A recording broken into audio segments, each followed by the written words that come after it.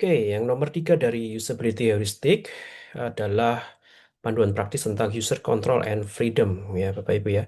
Jadi sebuah sistem harus dapat eh, memberikan user kemampuan untuk melakukan istilahnya emergency exit jika mereka melakukan unwanted action atau melakukan suatu kesalahan, ya. Jadi sebagai contoh, kalau kita melakukan kesalahan di aplikasi semacam Photoshop, kita bisa melakukan undo. Ya, kita bisa undo beberapa kali. Atau misalkan kita em, menggunakan aplikasi Android ya, kita melakukan kesalahan di salah satu halaman, kita bisa go back ya.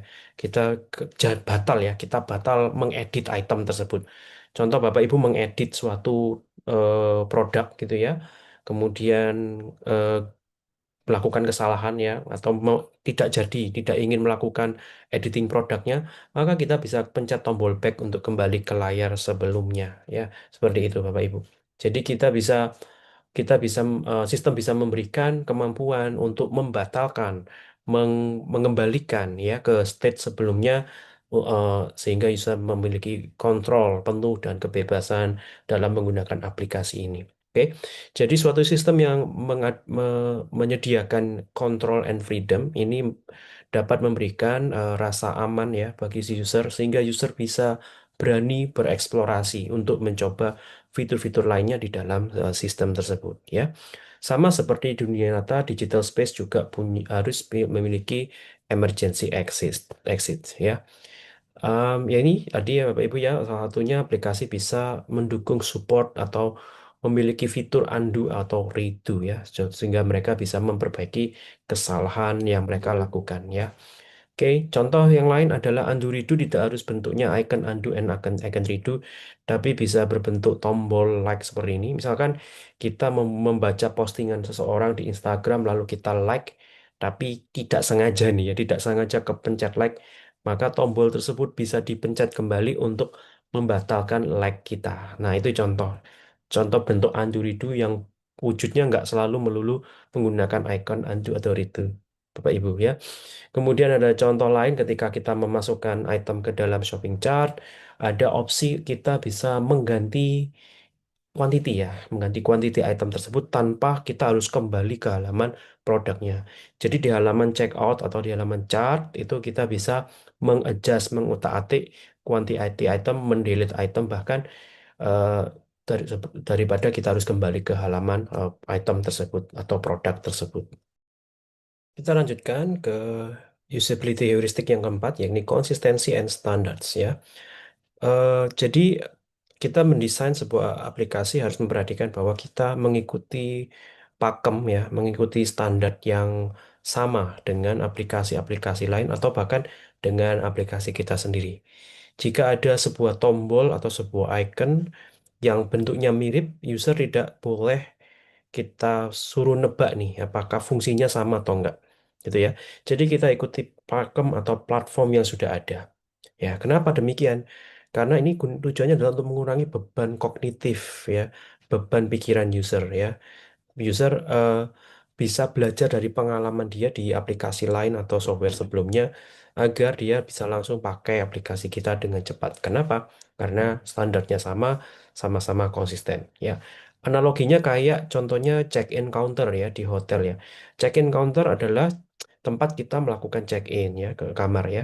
Dan itu selalu diletakkan di depan front of hotel ya, di depan hotel. Artinya di lobi hotel. Jadi ketika kita masuk ke hotel di bagian lobi, tentu saja kita mengharapkan, user mengharapkan ada check-in counter di sana. Oke. Ada dua jenis tentang konsistensi Bapak Ibu ya. Internal konsistensi artinya kita selalu menggunakan ekosistem pakem standar yang sama di produk kita, di aplikasi kita. Artinya kita menggunakan bahasa yang sama, kita menggunakan jenis icon yang sama, tata letak, layout, fungsionalitas, ya, kemudian copywriter yang sama, kemudian apa namanya jenis interaksi yang sama gitu ya. Sehingga ini akan memudahkan user untuk menggunakan aplikasi kita walaupun dia sedang mengakses fitur yang berbeda di dalam aplikasi yang sama.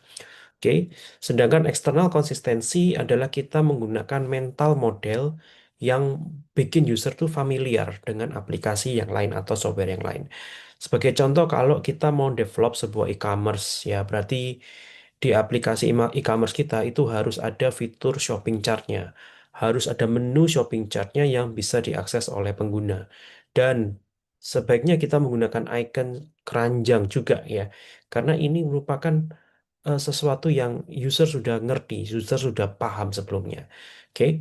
Contoh yang lain adalah penggunaan search bar ya. Kita punya search bar, ada gambar icon kaca pembesar, kita letakkan di halaman home. Ya, jadi kenapa demikian? Karena ketika user mengunjungi suatu website yang sama ya, website sebelumnya, user bisa mencari produk yang dia inginkan dengan cepat menggunakan search bar. Tentu saja di website e-commerce kita, user akan mengharapkan hal yang sama, Bapak Ibu. Nah, perusahaan besar seperti Google dan Apple, mereka mengadopsi hal ini ya. Jadi Google dan Apple sama-sama mengeluarkan guideline, panduan bagaimana mendesain untuk app mereka, untuk ekosistem app mereka ya. Jadi Bapak Ibu bisa baca di material desain Android, material.io tentang konsep mereka, cara pakainya. Kemudian untuk Apple, Bapak Ibu bisa baca di Human Interface Guideline for iOS. Dengan panduan ini, guideline ini, developer bisa membuat aplikasi yang UI-nya atau cara pakai aplikasinya itu konsisten ya, konsisten dengan ekosistemnya Android maupun guideline-nya ekosistemnya Apple.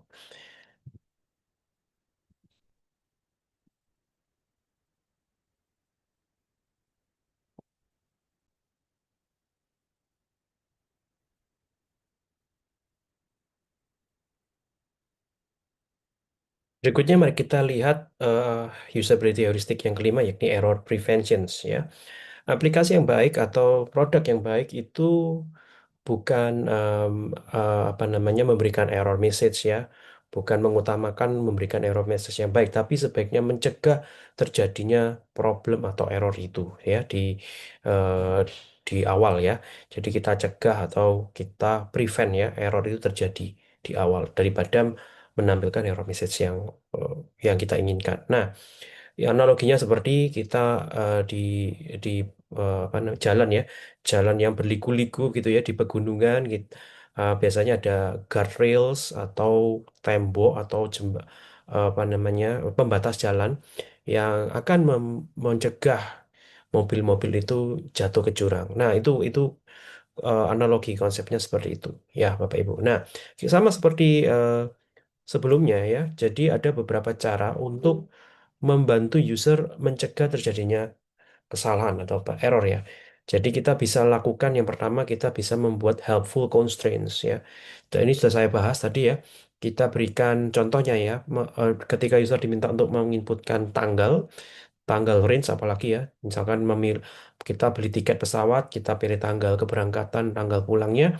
Nah, kita bisa gunakan widget semacam ini atau UI kalender semacam ini untuk membantu user mengconstrain pilihan user agar sesuai dengan format yang kita harapkan.